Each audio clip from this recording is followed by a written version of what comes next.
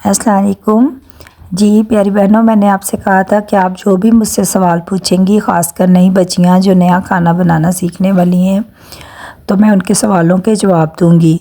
सबसे ज़्यादा सवाल जो मेरे से पूछा है बहनों ने, वो उनका सबसे बड़ा मसला जो है वो प्याज गलाने का है कि प्याज नहीं गलते। तो प्याज़ों के मुतालिक प्याज गलाने के सिलसिले में मैं आपको ये बताऊँगी कि सबसे पहले तो आपने प्याज़ों को हमेशा इस तरह से काटना है जैसे हम उनको सलाद के लिए गुलाई में काटते हैं, दरमियान से टक लगा के। आपने कभी भी लंबे रुख में प्याज़ों को नहीं काटना। अगर आपको समझ ना आए तो मैं आपको पिक्चर बना के भी दिखा सकती हूँ कि किस तरफ से आपने प्याज को काटना है। अगर आप प्याज को उस तरफ से काटेंगी तो फिर प्याज जल्दी गल जाएगा। दूसरा ये कि आपने प्याज़ों को ऑयल में थोड़ा सा फ्राई ज़रूर करना है, लेकिन लाइट पिंक करना है। लाइट पिंक से ज़्यादा आपने प्याज़ों को फ्राई नहीं करना।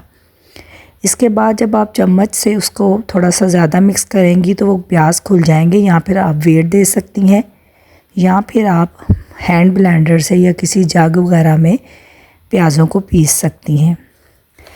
दूसरा सवाल ये आसमा राहील साहिबा ने पूछा है कि वो गोभी जब भी पकाती हैं, फूल गोभी, तो उनकी फूल गोभी जो है वो मिक्स हो जाती है बहुत ज़्यादा। तो वो कोई तरीका पूछना चाह रही हैं कि जिससे गोभी के फूल टूटे नहीं।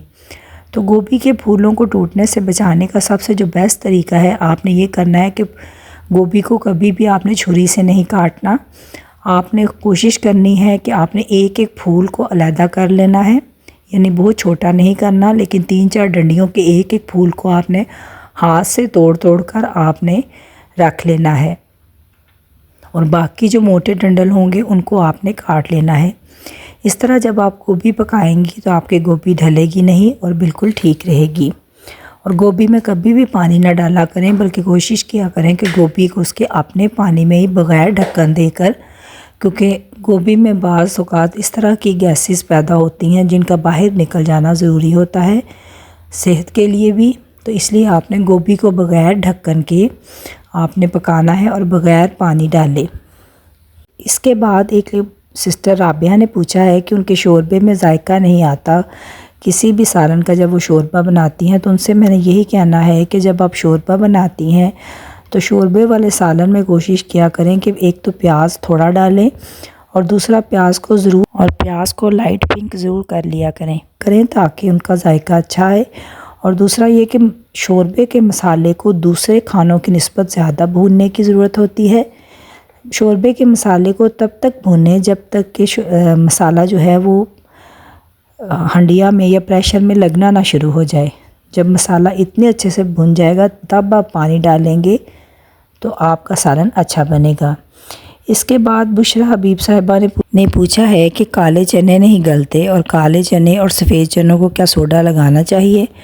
तो मुझे आपको ये बताना है कि काले चनों को तो आपको ज़रूर सोडा लगाना होगा, लेकिन सफ़ेद चनों को कभी भी सोडा ना लगाएं, इसलिए कि काले चनों का छिलका नहीं गलता। उसको गलाने के लिए ज़रूर आपको जो है वो सोडा लगाना पड़ता है, लेकिन सफ़ेद चनों को अगर आप सोडा लगाएंगे तो उसका छिलका चूँकि बहुत नरम होता है तो बहुत जल्दी उतर जाएगा और चनों के 2-2 हिस्से हो जाएंगे जो कि अच्छे नहीं लगेंगे। इसलिए हमेशा सिर्फ काले चनों को सोडा लगाया करें, वो भी खाना पकाने से 15 मिनट पहले भिगोने के बाद।